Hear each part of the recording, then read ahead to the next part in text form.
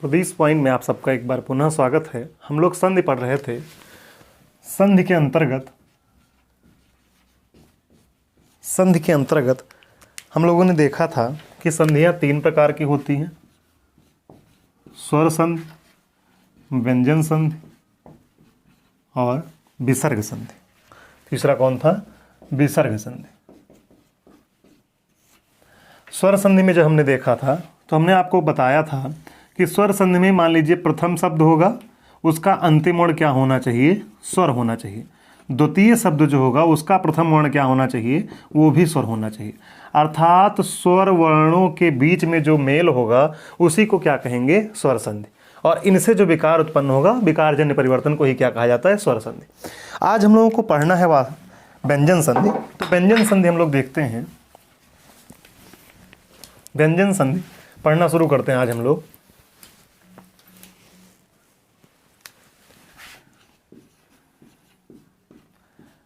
व्यंजन संधि।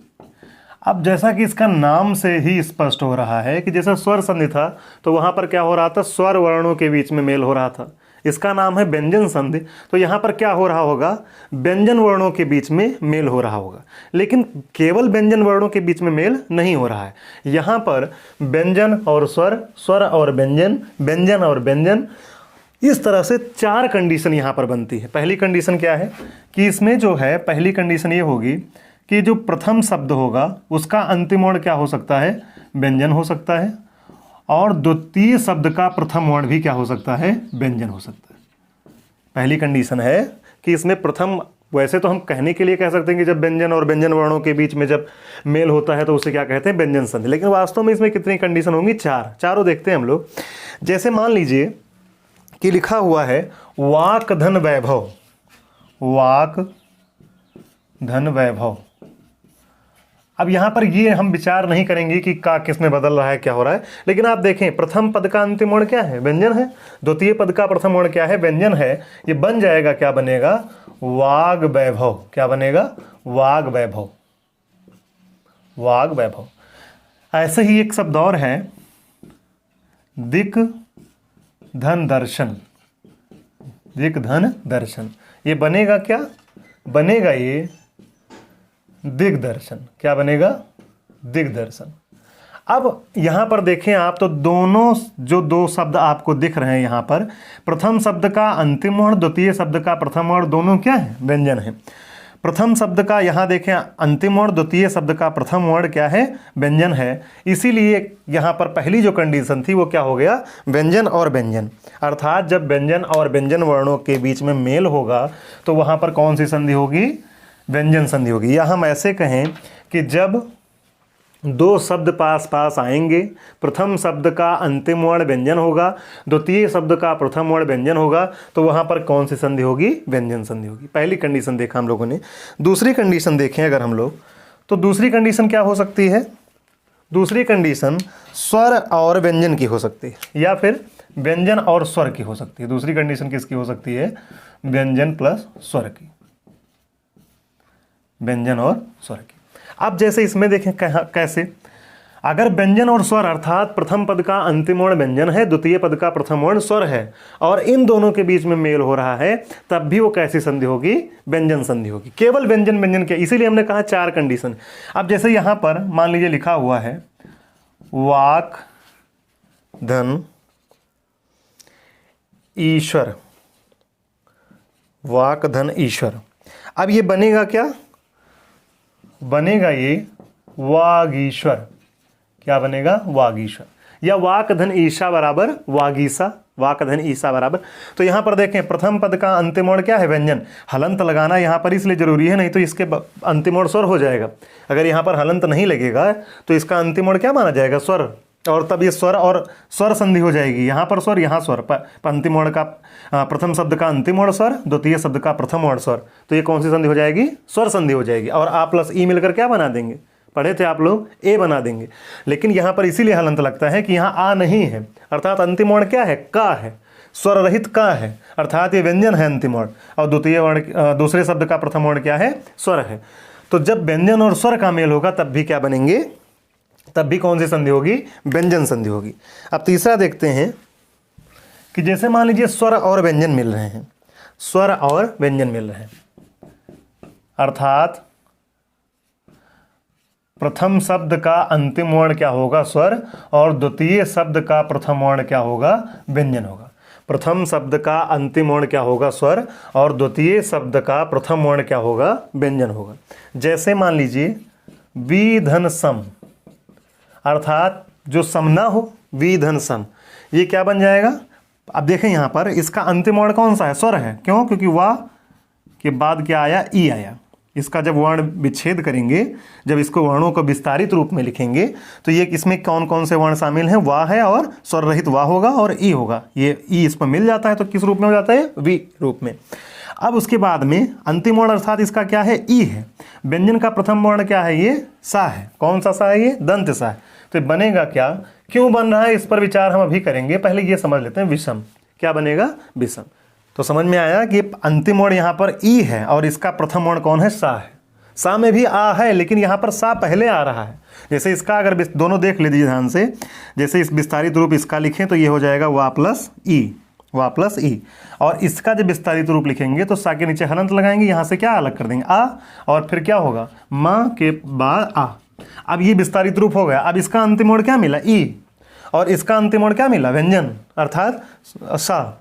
तो ये क्या बन जाएगा, स्वर और व्यंजन के मेल से क्या बनेगा, व्यंजन संधि बन जाएगा। अर्थात अब तीन कंडीशन हम देख चुके कि व्यंजन व्यंजन मिले, या फिर क्या मिले, स्वर व्यंजन मिले, या व्यंजन स्वर मिले, तो क्या होगा, कौन सी संधि होगी, व्यंजन संधि होगी। एक कंडीशन और होती है, और उसमें होता क्या है कि इसमें स्वर और व्यंजन की स्पेशल कंडीशन है। स्वर और व्यंजन के मेल से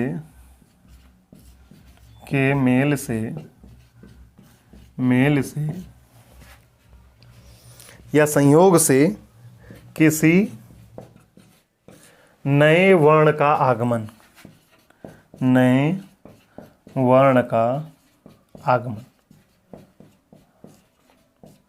अब कैसे इसको देखें, जैसे मान लीजिए लिखा है प्रति धन छवि।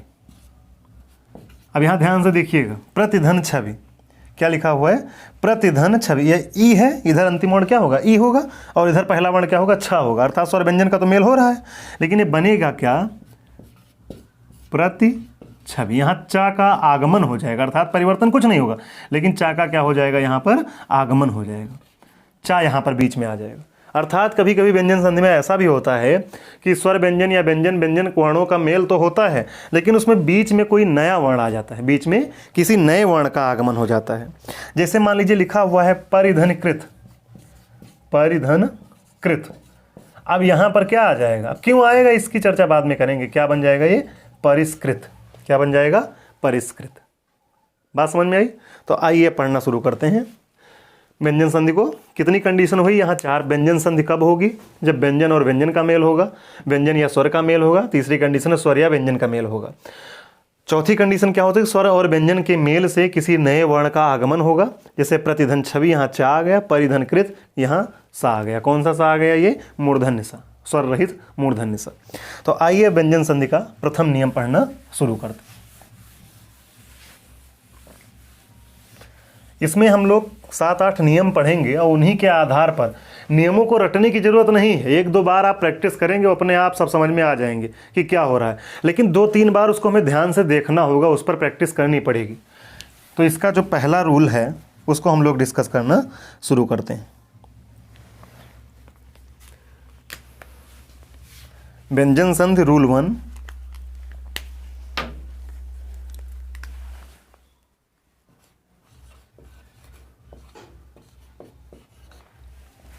यदि का, चा, टा, ता और पा, अर्थात कचटतप वर्ण के बाद तीसरा चौथा, किसी वर्ग का तीसरा चौथा वर्ण अथवा कोई भी स्वर,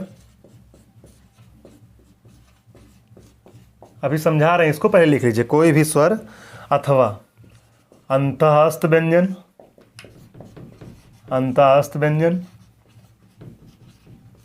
अथवा, और मतलब अथवा क्या आए, हा आए, तो क्या होगा, का चा टा ता पा ये जो होंगे तो का चा टा ता और पा ये अपने वर्ग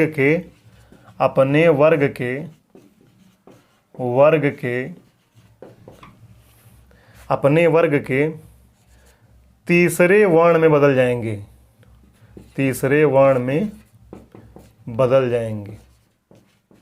बदल जाएंगे।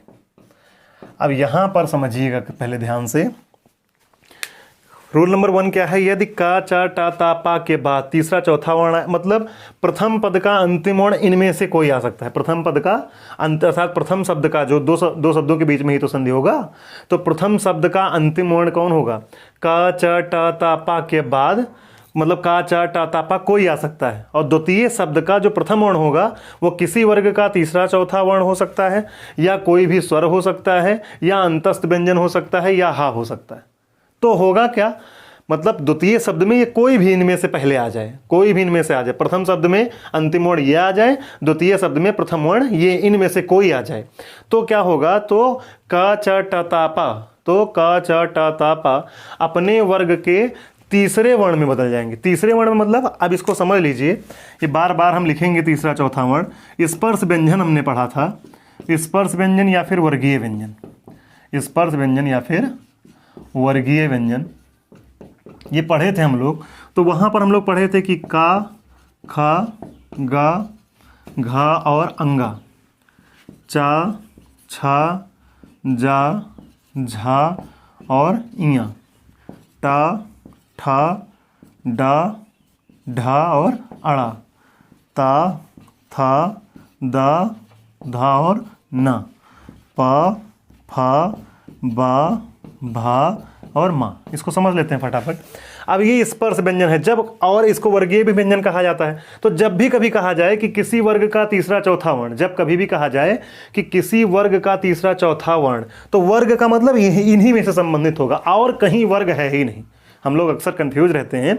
तो वर्ग की जब भी बात की जाए, जब कहा जाए किसी वर्ग का पांचवा वर्ण, तो पांचवा मतलब किसी वर्ग का, मतलब इस वर्ग का पांचवा ये हो सकता है, इस वर्ग का पांचवा ये हो सकता है। और इसको वर्गों में विभाजित किया। वर्गों में कैसे, जैसे ये जो है यहां पर जब आप सबसे पहले पहुंचे तो कौन मिलता है आपको, का मिलता है। तो इसीलिए इसका नाम दे दिया गया का वर्ग। इसको क्या कहा गया, चा वर्ग। इसको क्या कहा गया, टा वर्ग। इसको क्या कहा गया, ता वर्ग। इसको क्या कहा गया, पा वर्ग। क्या बोला जाएगा, पा वर्ग। अब यहां पर आप देखें तो का वर्ग के अंतर्गत कितने व्यंजन, 1 2 3 4 5, अर्थात काखा गाघा अंगा। चा वर्ग के अंतर्गत कितने व्यंजन, अर्थात चाछा जाझा या। टा वर्ग के अंतर्गत टाठा टाठा आड़ा। ता वर्ग के अंतर्गत ताथा ताथा ना। पा वर्ग के अंतर्गत पाफा बाभा मा। तो जब कहा जा रहा है यहां पर, अभी अर्थात देखा जाए अगर ध्यान से, तो क च ट ता पा इन्हीं वर्णों के बाद अगर कौन आता है, तीसरा चौथा वर्ण आता है किसी वर्ग का। यहां पर लिख लें आप, किसी वर्ग का तीसरा चौथा वर्ण। तो तीसरा चौथा वर्ण मतलब कि अगर स्वर रहित का के बाद कौन आ जाए, गा आ जाए, जा आ जाए, या आ जाए, अंगा आ जाए, अड़ा आ जाए, दा आ जाए, बा आ जाए, मतलब इनमें से कोई आ जाए, या फिर कौन आ जाए, घा आ जाए, झा आ जाए, ढा आ जाए, धा आ जाए, भा आ जाए, इनमें से कोई आ जाए। मतलब इनका मेल या तो तीसरे चौथे वर्ण इनसे हो या फिर किससे हो, कोई भी स्वर आ जाए। मतलब का के बाद मान लीजिए का है, कोई स्वर आ गया ई, या कोई स्वर आ गया ऊ, या फिर चा ही है, स्वर रहित चा ही है, तो इसके बाद कोई स्वर आ जाए, कोई भी स्वर, तो कौन, तो ये तो क्या होगा, तो ये पहला रूल फॉलो करेगा। या फिर क्या हो, अंतस्थ व्यंजन। अंतस्थ व्यंजन कौन कौन से हैं, या रा लावा। इसको डिटेल में समझ लेते हैं, फिर आगे समझना नहीं पड़ेगा बहुत। या रा लावा ये कौन से व्यंजन है, अंतस्थ व्यंजन। कैसे व्यंजन है ये, अंतस्थ व्यंजन, या रा लावा। तो या तो अंतस्थ आ जाए या फिर क्या आ जाए, हा आ जाए, तो होगा क्या कि ये अपने वर्ग के तीसरे वर्ण में, मतलब का वर्ग कौन सा, ये का अंगा, ये का वर्ग है। तो अपने वर्ग के का वर्ग अपने वर्ग के तीसरे व्यंजन में, अपने वर्ग के तीसरे व्यंजन में, अर्थात का किस में बदल जाएगा, गा में बदल जाएगा। का किस में बदल जाएगा, का यहां लिख दे रहे हैं, का बदल जाएगा किस में, गा में। कब, जब इसके बाद ये इतने में से कोई आएगा तो। चा किस में बदल जाएगा, चा छा जा में, किस में बदलेगा, जा में। अपने वर्ग के तीसरे में बदलेंगे। टा किस में बदल जाएगा, टा ठा, टा किस में बदलेगा, टा ठा डा में, ता किस में बदलेगा, ता था दा में, पा किस में बदलेगा, पा फा बा में, किस में बदलेगा, पा फा बा में, अपने वर्ग के तीसरे वर्ण में बदल जाएगा। वर्ग तो ये मेरे ख्याल से समझ में आया होगा। फिर से एक बार समझिए, अगर का स्वर रहित का, चा, टा, ता, पा के बाद अगर प्रथम शब्द में अंतिम वर्ण इनमें से कोई है, द्वितीय शब्द में प्रथम वर्ण इनमें से कोई है, तो ये का किस में बदल जाएगा, गा में, ये चा किस में, जा में, अपने वर्ग के तीसरे वर्ण में बदल जाएंगे। अब वर्ग समझ गए होंगे आप। वर्ग की जब भी बात की जाएगी तो हम वर्गीय व्यंजन समझेंगे। वर्ग की जब भी बात की जाएगी तो हम क्या समझेंगे, वर्गीय व्यंजन। अब आइए इस पर कुछ एग्जाम्पल देख लेते हैं। अगर कोई शंका होगा, कोई कन्फ्यूजन होगा तो आप हमको जो है कमेंट सेक्शन में कमेंट करके बताइएगा, हम और क्लियर करेंगे इसको। वैसे होना नहीं चाहिए। अब इसमें हम एग्जाम्पल देखते हैं इसका। जैसे मान लीजिए लिखा हुआ है दृक धन अंचल, दृक धन अंचल, दृक धन अंचल। अब देखिए यहां पर, यहां का आया अर्थात ये नियम फॉलो कर रहा है, और स्वर आया। इन दोनों का जब मेल हुआ तो ये किस में बदल जाएगा, ये बदल जाएगा अपने वर्ग के तीसरे वर्ण में। तीसरा वर्ण क्या है, का खा गा, का खा गा। तो यहां पर ये किस में बदल जाएगा, ये लिखेंगे हम दृग और हलंत लगा देंगे, प्लस दृग धन अंचल, यही तो होगा, दृग धन अंचल। अब ये चूंकि आ है यहां पर, तो ये कहां इसमें आकर मिल जाएगा। चूंकि ये स्वर रहित व्यंजन है, उसके बाद स्वर आया है, तो क्या इस स्वर जो है इसमें स्वर रहित व्यंजन में मिल जाएगा। क्या हो जाएगा, दृगंचल। क्या हो जाएगा, दृगंचल। बात समझ में आई, दृगंचल। और देखें इसमें, जैसे मान लीजिए लिखा हुआ है दृक धन अध्यक्ष, तो क्या हो जाएगा, दृगध्यक्ष। दृक धन अध्यक्ष क्या हो जाएगा, दृगध्यक्ष। इसी तरह से अगर लिखा हुआ है मान लीजिए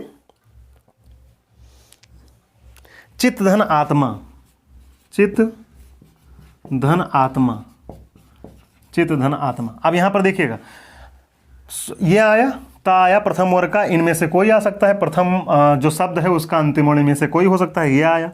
द्वितीय जो शब्द होगा उनमें से इनमें से कोई आ सकता है, तो कोई भी स्वर आ गया, यहाँ पर स्वर आ गया। तो ये किस में बदल जाएगा, अपने वर्ग के तीसरे वर्ण में। तो तीसरा वर्ण क्या होगा, ता का, ता था दा, ता था दा। तो यहाँ पर क्या हो जाएगा, अब इसको ऐसे लिख देंगे चिद, अब इसके नीचे हलंत लगा देंगे। लेकिन यहाँ पर क्या है, ये बड़ा की मात्रा है तो इसमें आकर मिल जाएगी। तो क्या हो जाएगा, बड़ा की मात्रा लगा देंगे, वो हलंत हटा देंगे, क्या हो जाएगा, चिदात्मा। क्या हो जाएगा, चिदात्मा। चित्त धन आत्मा बराबर क्या हो जाएगा, चिदात्मा। ऐसे ही देखें, जैसे लिखा हुआ है जगत धन अम्बा, जगत धन अम्बा। अब यहाँ पर ध्यान से देखें आप, यहाँ ता है, यहाँ स्वर है, तो क्या हो जाएगा, जगदम्बा। क्या हो जाएगा, सॉरी यहाँ पर ये नहीं लगाएंगे क्योंकि ये आकर मिल जाएगा, क्या हो जाएगा, जगदम्बा। इन्हीं सब चीज़ों को हमको मुख्य, जगत धन गुरु लिखा हुआ है, जगत धन गुरु, तो क्या बन जाएगा। अब इसको समझिएगा, जगत धन गुरु, जगत धन गुरु। अब जगत धन गुरु है जब, तो क्या हो जाएगा, ये यहाँ पर क्या आया, गा आया है। तो अर्थात देखिए तीसरा चौथा वर्ण है किसी भी वर्ग का, वर्ग का मतलब वर्गीय व्यंजन, वर्गीय व्यंजन मतलब स्पर्श व्यंजन, और उसका तीसरा वर्ण क्या है, का खा गा। तो इधर ता आया, प्रथम शब्द का अंतिम वर्ण इनमें से कोई, तो ये मिल गया। और द्वितीय जो शब्द है उनमें इनमें से कोई, तो क्या है, गा है, तीसरा चौथा वर्ण है, तो तीसरा वर्ण है यहाँ पर। तो ये क्या बन जाएगा अब, तो ये बन जाएगा, ये ता किसमें बदल जाएगा, अपने वर्ग के, अपने जो ता वर्ग है उसके तीसरे वर्ण में। तो ता था दा किस में बदल जाएगा, ता दा में बदल जाए। क्या लिखेंगे, जगद। अब हलंत लगा देंगे, अब इधर कोई स्वर तो है नहीं, गा है पहले, तो डायरेक्ट ऐसे ही लिख देंगे, जगद गुरु। क्या हो जाएगा, जगत गुरु, जगद गुरु। बात समझ में आई। इसी तरह से जगत धन विनाश है, तो क्या हो जाएगा, जगत विनाश। क्या हो जाएगा, जगत विनाश। चित्त धन आभास है, तो क्या हो जाएगा, चिदाभ्यास। चित्त धन आभास है, क्या हो जाएगा। इसी तरह से मान लीजिए सत धन गुण है, सत धन गुण। अब ध्यान से देखिएगा, यहाँ पर ये तीसरा चौथा वर्ण यहाँ आ रहा है, यहाँ इधर ता आ रहा है, तो क्या हो जाएगा, ये सदगुण। क्या हो जाएगा, दा के नीचे हलंत लग जाएगा क्योंकि इधर कोई स्वर है नहीं, तो ये डायरेक्ट लिख देंगे इसको, सदगुण। क्या हो जाएगा, सदगुण। इसी तरह से मान लीजिए लिखा हुआ है सत धन आत्मा, सत धन आत्मा, तो क्या हो जाएगा, सदात्मा। सत मतलब अच्छा, सत धन आत्मा क्या हो जाएगा, सदात्मा।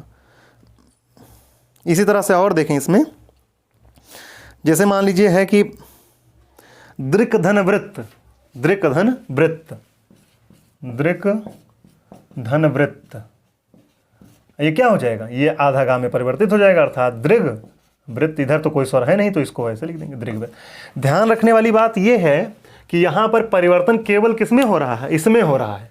परिवर्तन केवल किसमें हो रहा है, का गा में बदल जा रहा है, और सबके नीचे हलंत लगाए, ये लगेगा सबके नीचे हलंत, मतलब जिस रूप में वैसे ही बदलेगा। अगर मान लो कोई इधर स्वर आएगा तो इसके साथ मिल जाएगा, अगर स्वर नहीं आएगा तो यह इसी रूप में आधे रूप में लिखे रहेंगे। जैसे यहाँ पर स्वर आया ही है, बड़ा की मात्रा आई थी तो दा में बदला जब ये, तो ये बड़ा की मात्रा इसमें आकर मिल गई। लेकिन यहाँ पर देखिए कोई स्वर नहीं आया, जगत के बाद गुरु कोई स्वर नहीं आया, तो क्या बन जाएगा, जगत गुरु। यहाँ ये हलंत वाला ही बनेगा। जैसे यहाँ पर देखें दृक धन वृत्त, तो यहाँ पर क्या हो जाएगा, दृग वृत्त। इसमें और एग्जाम्पल हम आपको बता रहे हैं।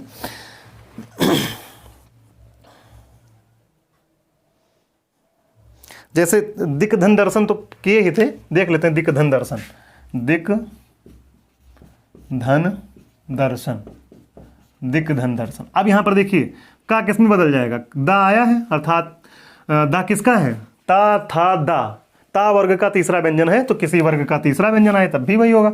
ये किस में बदल जाएगा, गा में बदल जाएगा। तो ये क्या हो जाएगा, दिग। जब लिखेंगे तो ये हलंत लग जाएगा, हलंत लग जाएगा मतलब आधा हो जाएगा दिग, और ये पूरा पूरा लिख देंगे दिग दर्शन। दिग्दर्शन का मतलब क्या होता है, सामान्य परिचय। जैसे संस्कृत दिग्दर्शन होता है तो उसको लिखते हैं हम लोग सामान्य परिचय। दिग धन दर्शन क्या हो जाएगा, ऐसे ही दिक धन अंबर, दिक धन अंबर क्या हो जाएगा, दिगंबर, दिक धन अंबर। जैसे देख लें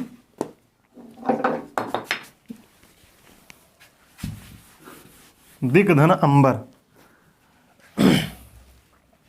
दिक धन अंबर, दिक धन अंबर। अब देखिए यहां पर, अब ये किस में बदल जाएगा, ये बदला गा के नीचे हलंत लग गया, लेकिन यहां आ है ना, तो आ इसमें आकर मिल जाएगा, कंप्लीट हो जाएगा, और बचा क्या, अंबर बचा। क्या हो जाएगा, दिगंबर। क्या बन जाएगा ये, दिगंबर। दिगंबर का मतलब होता है जिन दिशा ही जिनका वस्त्र हो, दिगंबर। और इसमें और देखते हैं, जैसे मान लीजिए लिखा हुआ है वाक धन ईश्वरी, तो वाक ईश्वरी बन जाएगा। दृग धन अंचल, आप जानते हैं क्या हो जाएगा, दृगंचल। क्या हो जाएगा, दृगंचल। और दृगंचल का मतलब होता है चितवन या पलक। इसी तरह से ऋक धन वेद, ऋक धन वेद क्या बन जाएगा ये, अब ये का गा में परिवर्तित हो जाएगा, क्या हो जाएगा, ऋग, आधा ही होगा क्योंकि इधर कोई स्वर है नहीं, ऋग्वेद। तो परिवर्तन किस में हो रहा है, इसमें हो रहा है, लेकिन अगर कोई स्वर है तो वो आकर मिल जा रहा है यहाँ पर। तो मेरे ख्याल से ये प्रथम नियम आपको अच्छे से समझ में आया होगा। प्रथम नियम था, इसमें अगर प्रथम शब्द का अंतिम का चा टा तापा स्वर रहित और द्वितीय शब्द में से ये कोई भी आता है इनमें से, तो ये क्या हो जाएगा, ये अपने तीसरे वर्ण में बदल जाएंगे, और सबके नीचे हलंत लगा हुआ है, ध्यान रखिएगा इस बात को। तो ये प्रथम नियम हुआ है। दूसरा नियम जो है हम नेक्स्ट लेक्चर में पढ़ते हैं। तब तक के लिए नमस्कार।